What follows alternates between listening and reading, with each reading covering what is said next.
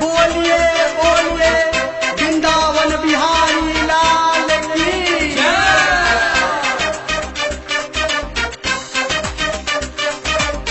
Singer Dharmendra Nirmaliya.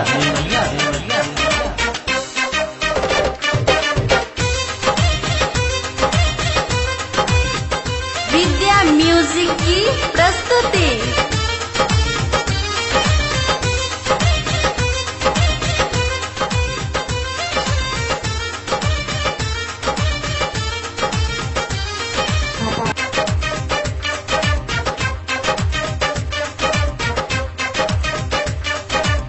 जाने वो कब चला आता है, जाने वो कब चला आता है।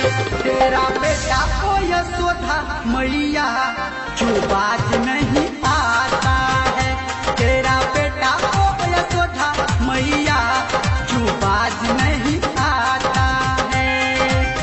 मटकी पीछे से फोड़ जाता है, मटकी पीछे से फोड़ जाता है। तेरा बेटा ओ यशोदा मैया क्यों बाज नहीं आता है। तेरा बेटा ओ यशोदा मैया क्यों बाज नहीं आता है।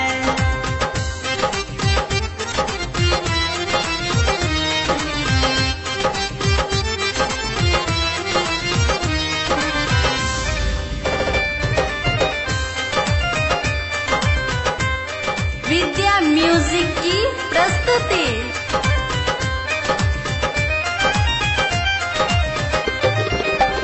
सच कहूँ मैया मैं कान्हा के डर से निकलूं ना बाहर, मैं तो अपने ही घर से।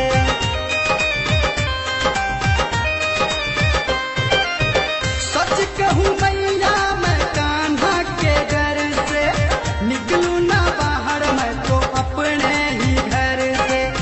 राधा को रोज धम काटा है, मुरली के धुन पे न चाहता है।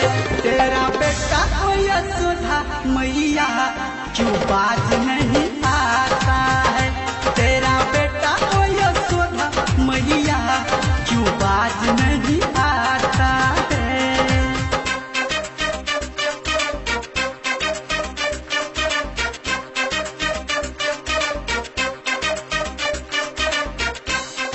विद्या म्यूजिक की प्रस्तुति।